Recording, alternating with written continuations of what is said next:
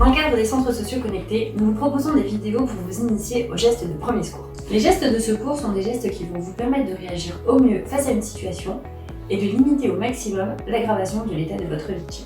En France, la moitié de la population n'est pas formée au PSC1 et préfère attendre l'arrivée des secours.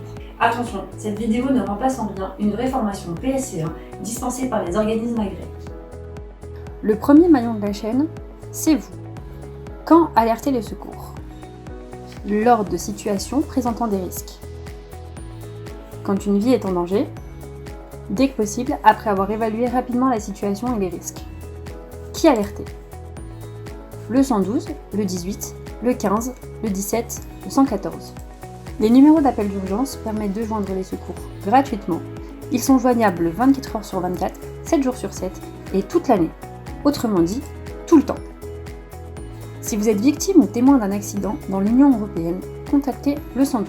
Vous serez mis en relation avec une plateforme qui prendra votre appel et vous enverra les secours adaptés.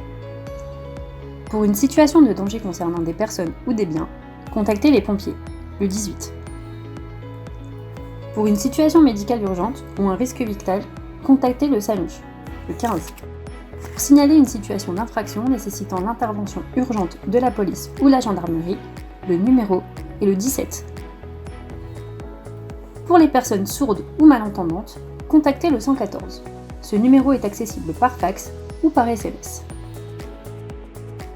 Quelle information donner? Votre numéro de téléphone ou la borne d'où vous appelez. Votre localisation, la plus précise possible. Si vous habitez dans une maison, le numéro de la porte, la rue et la ville sont suffisants. Si vous habitez dans un appartement, n'hésitez pas à être un peu plus précis. Le numéro du bâtiment, l'étage, le numéro de la porte, et s'il y a un portail, le code d'accès pourra être sûrement utile. Si vous êtes à l'extérieur, dans la rue, un parc ou tout autre endroit plus grand et moins facile à identifier, donnez toutes les informations que vous avez autour de vous. Monuments, stations de métro, magasins, lacs, arrêts de bus, restaurants. Toutes ces indications permettront à l'équipe envoyée de vous trouver plus rapidement.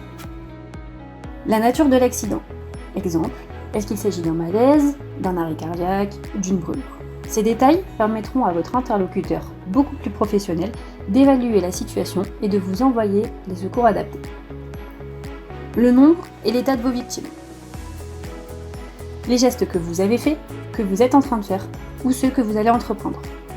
Il est important de répondre calmement et précisément aux questions que l'on va vous poser.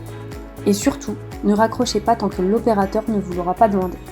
Voilà, nous venons de voir comment vous protéger les personnes qui sont autour de vous, protéger les victimes et surtout comment passer une alerte. J'espère que cette vidéo vous aura plu et je vous donne rendez-vous prochainement pour de nouveaux gestes de secours. Et surtout, appliquez les gestes barrières. Ils sont faits pour vous protéger, protéger vos proches et protéger tous les personnels qui restent mobilisés pour vous.